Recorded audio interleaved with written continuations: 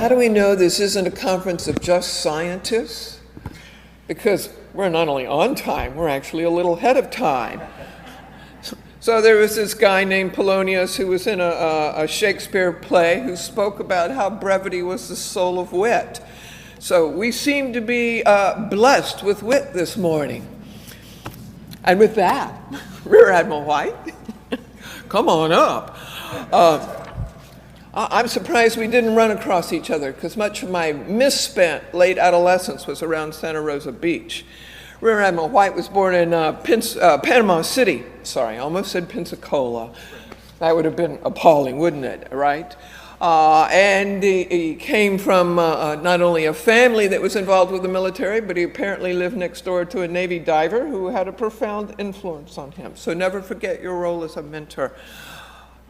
He earned his degree in Oceanography from Florida Institute of Technology in '81, and a master's from the Met in Oceanography from the Naval Postgrad School. Operationally, he's been everywhere from Guam to Germany. He's also done time in D.C. I guess that's actually a requirement, right, isn't it? 50th Superintendent of the U.S. Naval Observatory. He was selected as the officer, an honorary flag officer and chief petty officer in 2009, commander of the Naval Met and Oceanography Command, and promoted to the rank of Rear Admiral, upper half, in August 2012. And his current duties include Director of the Task Force on Climate Change. What happened to that guy, anyway? The one that you succeeded. He's also... working for somebody named Noah. That's what I heard. And he's also working with NOAA. So, delighted that you're here with us. You not only have your task before you, but the one that got handed to you by the guy in front of you. Thank you very much. I know. I already have a question. Let's see if I can go back here. Can you go back to the original slide there real quick? Something got bumped up here. Let's get it started. First of all, I will tell you that Admiral Guadagnini left one part out of his first part. There was another guy in the class named Dave. And Dave said, I have a story. He said, my father's been a weather forecaster for 20 years.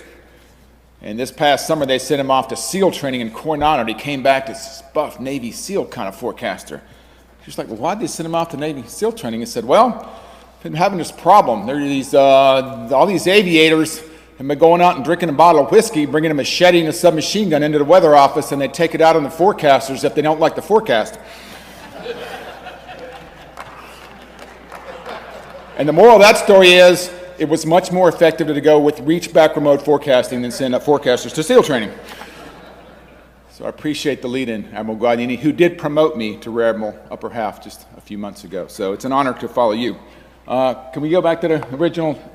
Can you page up? Just page up there. Go back to the original. I'm going to start off here. Okay, so let's. There we go. I got it from here. Promise. So the second oceanography officer to be oceanographer of the Navy and navigator of the Navy, in charge of Task Force Climate Change. An awesome title. And why is this thing going forward? I'm not doing anything here.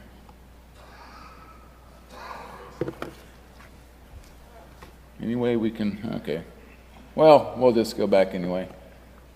Maybe it'll work from here. Okay, anyway. So I go up there. It's an honor to be in that position.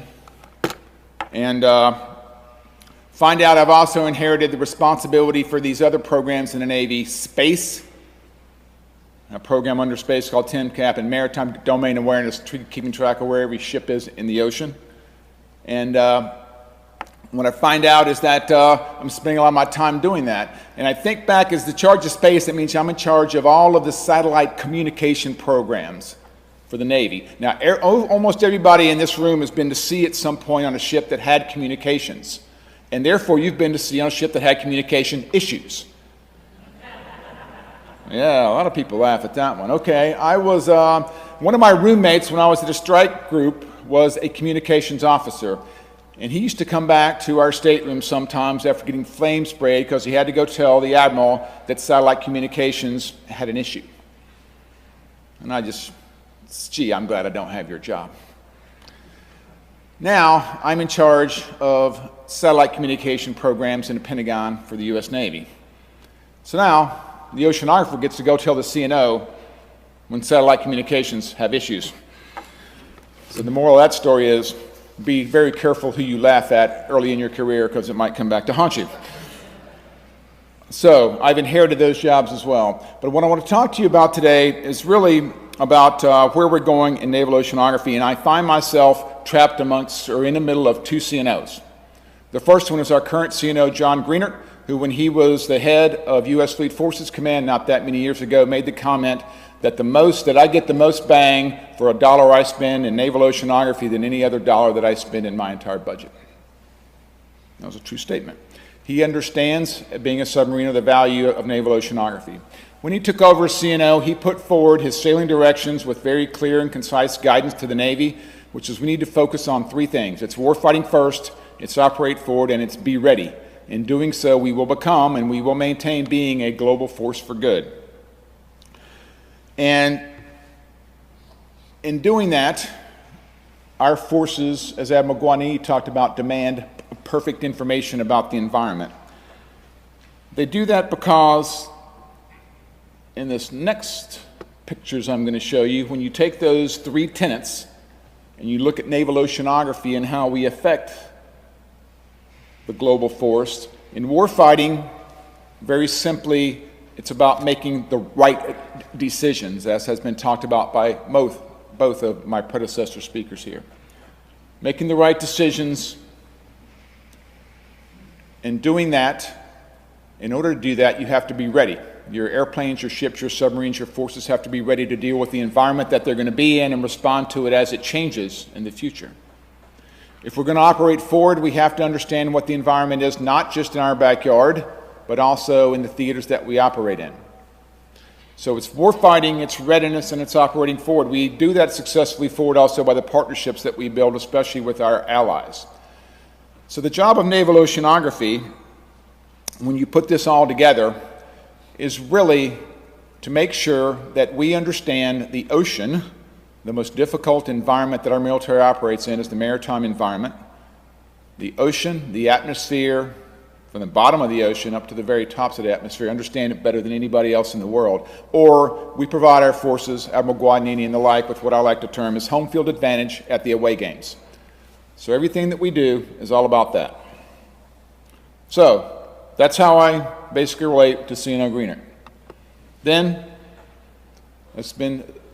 we focused this conference in the theme of about another CNO who's been talked about, Admiral Watkins.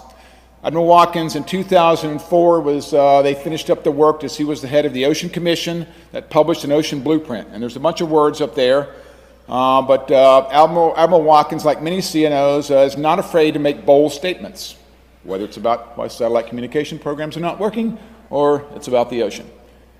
Admiral Watkins talked about where we need to go. He said the oceans are becoming a crisis, if you will, and put forward these words in the letters that he wrote to the President and to Congress in this report. I've underlined parts of that, but the bottom line is we have to get to work now, and we lack the ability to make effective decisions based on the knowledge that we have of the ocean. Therefore, we look at the benefits that were talked about, and I've reorganized them a little bit because any good officer at the Pentagon can take a list and reorganize it so it makes sense on what you're going to talk about. So I've done that, and we look at things like Homeland Security, improving our predictions, safety and efficiency, as I've talked about, and where we're really going with that. And we have to understand that these type of decisions that we're going to be making in the future are difficult. They can't be done by any single organization. But we also have to realize that the people that we influence and all of us around us, the technology that we have is amazing. And I'm going to give you a few examples of how the technology that we're using basically right now in the Navy is making huge differences in warfighting forward. So we'll start with Naval Special Warfare, our Navy SEALs forward. Our sailors, our computer model, our people that do all the databases and all the predictions, and our people that build ocean models and atmospheric models, and work with the other agencies parts to do that, are putting information in the hands of our SEALs and Naval Special Warfare operators like they've never had. A weatherman, an AG, is on board every submarine where SEALs come off and go forward to do operations. They are embedded with every team of SEALs, every troop that goes forward, and in some cases they are even leading Navy SEALs and understanding the information environment within the Information Dominance Corps, as Admiral Guadagnini talked about. Looking anti-submarine warfare, submarines are becoming cheaper, quieter, more prolific all around the world, and they are a threat to our nation, to our armed forces, and to our allies. The ability to find these submarines means a deeper understanding of the ocean than we've ever had before. Not just the acoustics, but any way that a submarine makes a signature in the ocean. Our ability to do that, thanks to the work of several of you who are naval oceanographers or no oceanographers who've helped us to understand the ocean better than we ever had, is that we can do that better than anybody else out there today in an amazing level of accuracy and effect. Mine warfare. Mines represent a huge threat at home and away. Our kids, 18, 19-year-old kids, are flying unmanned vehicles on the only operational UUV program we have in the Navy right now to go and survey the bottom of the ocean. They bring them up, they plug them into a laptop, they fuse the data, and for every hour that we spend gathering data, within another hour, we have processed that data and providing a decision to somebody to whether or not this is a mine-like object, or something that was already there 3 years ago, therefore we know it's not a mine, it's probably a television, and we don't have to send folks down there to take care of it. This is being done right now by kids, fresh out of high school. It's amazing to watch. As we look at the Homeland that Admiral Watkins talked about as well, look at our own ports and harbors and how vulnerable they are. We're in the process right now of updating and mapping many of the U.S. ports to ensure we know exactly what is on the bottom of those ports and harbors and critical passages and waterways.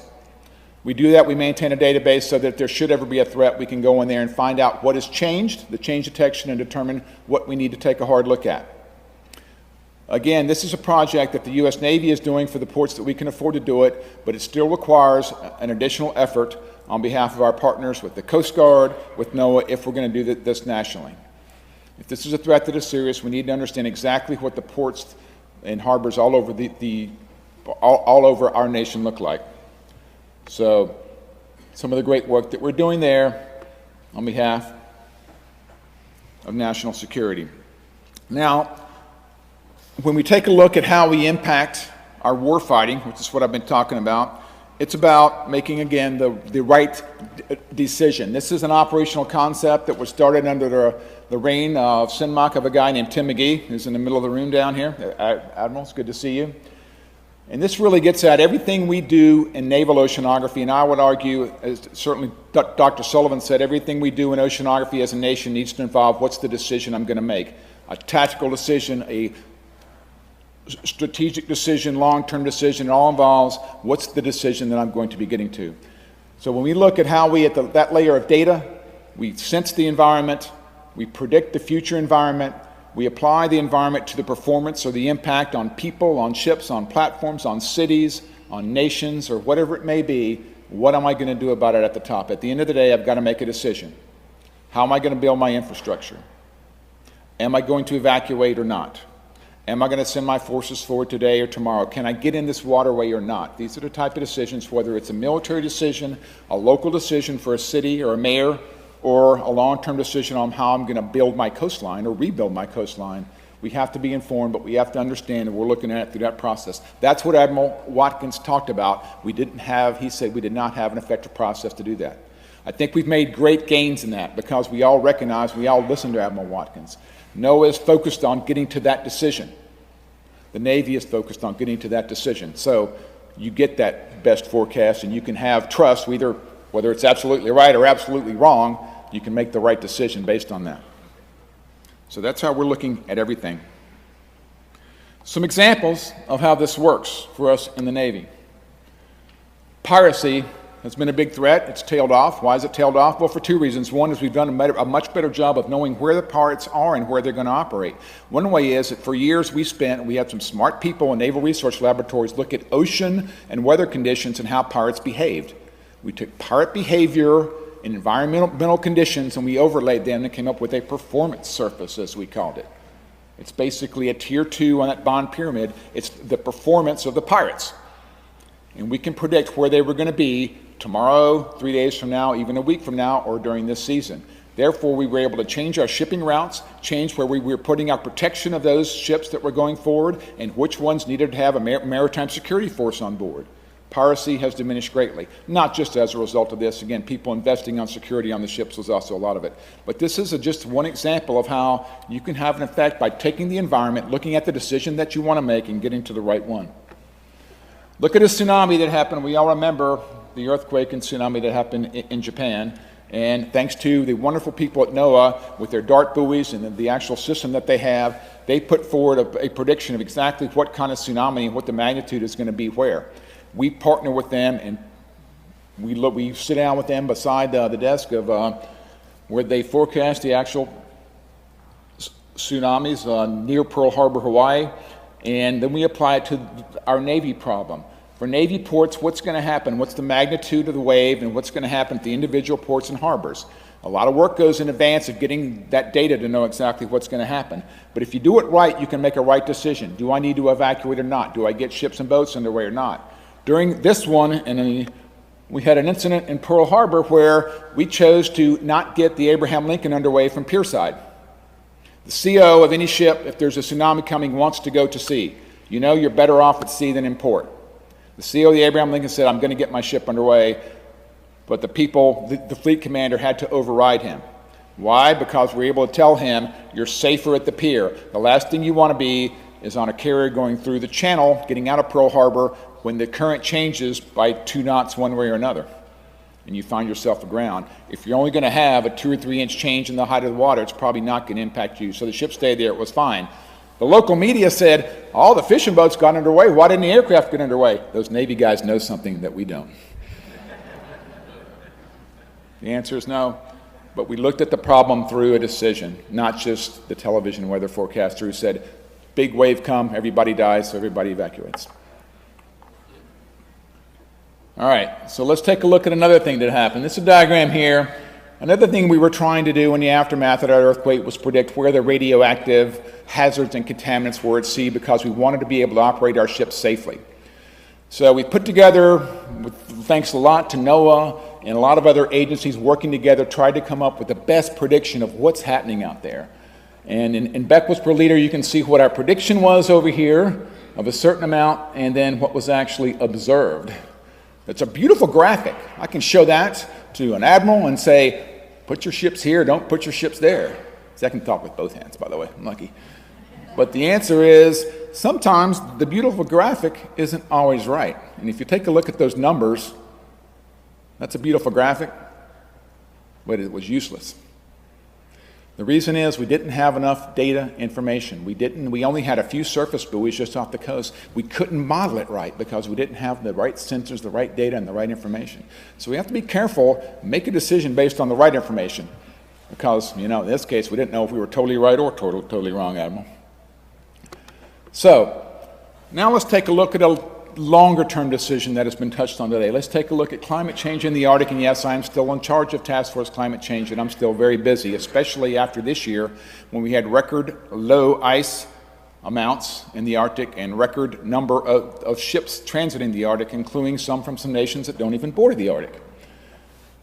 Thanks to our partners in NOAA, they track this and they provide us with what the measurements are, the ice extent, the actual surface area of the ice that you see on the curve on the left. And yes, we broke a record in September. But then, more importantly, look at the one on the right, the ice volume. Volume is modeled because we take a few measurements of core samples and we take a look at the area and they run some algorithms. One thing that is concerning about the ice volume is you look at the right-hand side of that curve, they try to do a linear type of regression on that and show it's a linear, but you know, if I only took a look at the last 10 years, that line would look a lot different and the slope would be a lot more downward. We may be losing ice faster than we thought, and some of the folks are starting to say that. So the question comes in, when are we going to have an ice-free Arctic for at least a month in the summertime? And the answer could be as early as 2015. Some people say not till 2030. Sort of like saying, how bad of a hurricane season are we going to have next year? What's the winter going to be like? We don't know, but I'll tell you, we're working closely together to try to figure it out so we make the right decisions. The graphic on the left showing you what the ice looked like during ice min, it's pretty small. When I grew up in the Navy under Admiral Watkins, that entire Arctic Ocean was filled with ice during the actual end of summer. Look at the ship, the number of ships we have going through the Bering Strait. Is it increasing linearly or is it going to be exponentially? We have to worry about that. What about maritime security? What if there's a natural or man-made disaster? What kind of forces do we need to build for the future? Do we need ice-hardened ships? Can we partner with our Arctic nations who already have some ice-capable ships and work with them in the future? Big decisions, huge decisions for you to invest in that we have to get right.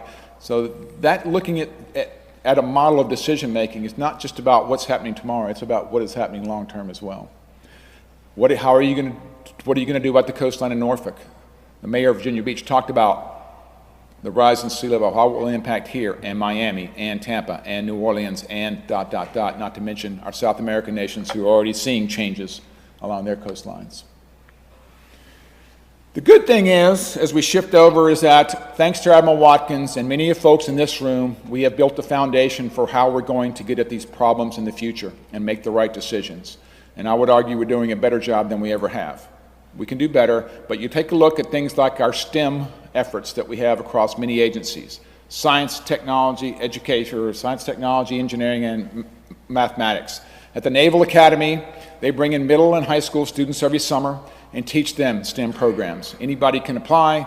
They'll even pay to actually get you there. As we look at the future, we're operating unmanned vehicles, unmanned surface vehicles, unmanned undersea vehicles, and things like that. We need to have the understanding of technology in our education system, as I've talked about, because it's going to be the kids that are doing that. Very impressed. You should realize that the Naval Academy, by the time the class of 2014 graduates, 10% of the students will be majoring in oceanography. People are excited about oceanography. People understand it. The knowledge about the ocean is going to increase with generations. So we have a great opportunity to take advantage of that, and we can set the framework in great conferences like that. Ocean modeling. Navy, NOAA, academic partners, and commerce have come together to build models for the ocean, as were talked about by Dr. Sullivan to a great extent, so that we're looking at a future of being able to model the ocean to the same level of accuracy that we do the atmosphere. We're going to HICOM very soon in the Navy. We're partnering with NOAA in that effort so that we basically have the best model that is available out there. I want it because I want to have that home field advantage at the away games. We all want it because we also want to have the home field advantage here at home and understand exactly what is happening to our fisheries, to that complex system that has been talked about between the atmosphere and the ocean. But when I look at it, it's not just about the data that we needed at the coast of Japan. It's not just about the models that we're doing a great job in. It really gets to putting this all together. And this is one version in a Battlespace of how you do that. You've got to sense and fuse this. We brought the communities, as was talked about, intelligence and communications and cryptology and oceanography together because the leadership of our Navy says this is the environment I'm going to have to actually be able to operate in the future. It's data everywhere. It's things that I'm sensing that are coming in. How do I fuse it all to build the right answer? And this gets into a larger theme now. When I take a look at knowing what's going on in our oceans, how do I fuse all the information that is coming in, that are being sensed by NOAA, through all of their sensors and the IUS program and the gliders and everything that is going on out there? What about the Navy sensors? What about every ship that's measuring sea surface temperature or measuring currents? What are we doing with all that data? Where is it going? Are we really fusing it? And how are we going to do that in the future? And the answer is we have a lot of great PowerPoint slides like this with our strike groups, expeditionary strike groups, with all of all the sensors. How comfortable are you that our space programs in the future are going to give us the information that we need to make the right decisions? How comfortable are you that we're going to have enough buoys and sensors out there? And I think a lot of you know that you're not that comfortable because it's really expensive. So what I will tell you is we can't afford to not work together as a nation, in our agencies, and with our allies to make sure that we're doing the best thing that we can, because it's a tough problem. But it's really not just about that. Then I've got to take all this stuff and put it together so it's something that you can look at. So you can look at it like you can look at information on Google Earth, whether it's a satellite imagery or, you know, it's basically where to go shopping, and I can go down to Street View and see if it's the kind of store I want to shop at or not. Can I do the same thing in the ocean? No, I can't. But I need to be able to do that in the future. And I've got to do it in an environment that is at least competitive and probably contested in terms of military operations. People are trying to shut off that information flow, or maybe trying to in the future as well. That's why it's important to look at information dominance and how we do that, to make sure we can do that freely and securely, because at sea, we can't afford to not have the access to all that information in times of conflict.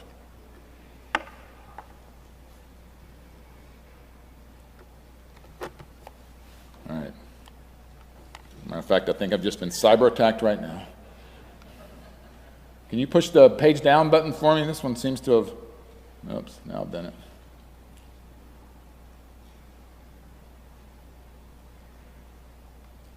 Oh, there we go. Made it work that time. Alliances and partnerships between the agencies are very important, as are the ones with our allies in the Navy. I've talked about some of this. Yes, our sailors are surveying the bottom of the ocean on jet skis. You'd all like to do that, as would I, if I was 35 instead of 53 on the last day of this conference. But this is key. The other nations have incredible capabilities, whether it's in the Arctic, whether it's in shallow waters, whether it's operating and measuring things in the ocean. We have to take advantage of that and make sure that we're doing that. And that's part of being able to operate forward, as I talked about. This is an example of how we did all this together. And over the last couple of years, I've had the honor to be involved in a search for the original USS Bonhomme Richard. Thanks to an admiral named Harvey and another admiral named Roughhead, who had a passion for trying to find this ship, because they grew up at a naval academy where President Roosevelt put a sign on the wall. They didn't grow up during the reign of President Roosevelt, I should say, or during his presidency, but they got to see a plaque on the wall that said that every naval officer should know exactly who John Paul Jones was and what he did for our country. So this is just to give you an example of working between the U.S. Navy with our survey ships, the Naval Expeditionary Combat Command with their divers, the aviators with the P-3s who wanted to try out a new magnetometer, who were able to go in and find some chunks of iron on the bottom of the North Sea. Then we put together with our French allies, and we could go up with their side scan sonars and work on board the same ship with our unmanned vehicles. Even though they didn't speak much English, we didn't speak any French, our sailors were able to get together and point and do kind of things like that, and we were able to get these things operating and fuse that data in the end. Have we found the Bonhomme Richard? No, we've had about as much luck as the Brits did in finding the Bonhomme Richard. We haven't, but we've shown that you can do this, that you can take the high-tech work that we have done and move it forward and fuse this and put it together in a multi-agency, multinational environment with people like the National History and Heritage, or the Naval History and Heritage Command, the Ocean Technology Foundation, and many others like that working together and do that. So this is just one example of why I'm encouraged that we can do a good job of actually doing work together over many years. So I'll close by saying, going back to this slide and saying, it's about national security, it's about safety, it's about partnerships and working together, as Admiral Watkins talked about. And in doing so, we are in the U.S. Navy a global force for good. And that takes me, again, some technical. Can you push the page down real quick, just for me? All right, one more time. Thank you. The U.S. Navy enjoys a position of trust right now within our nation. That's why it is an honor for me to get up in front of a conference like this and talk to you, because if we take a look at what people, for whatever reasons, I'm not going to go into that, but right now they have trust in our military. As Navy leadership and oceanography, we owe it to our nation to making sure that we are doing the right thing. So I look forward, and it's happy for me to represent so many outstanding current and former officers and sailors in the Navy and say that America trusts us more than any other organization. I'm not going to say why. I'm not going to talk about the right end of the graph there. But for whatever reasons, we have that trust. So the message for me, because I'm going to be gone in a couple of years, because probably Admiral Greener is going to be my last CNO, is that don't screw it up. You have a great opportunity working with the folks here to make sure that we do what is right for our ocean. And in doing so, we can make sure of these three things at least. That everybody recognizes in the U.S. Navy, we are harnessing the power of the ocean today, and we need to do it more in the future, and it is for global good. We can't do it alone. You've got to do it with our partnerships amongst the agencies, and it's not just about more data. It's not just about more gliders. What's the decision that you're trying to get to? Is it about what to do about your coastlines, what to do about our partnerships, how we're going to operate in the Arctic, when do we have to operate in the Arctic, with what? But it's about making an actual decision, and that is really a credit to the guy at the bottom right-hand side, Admiral James D. Watkins. So at this conference, let's get to work in doing exactly that. Thank you very much, and I'll take questions right now.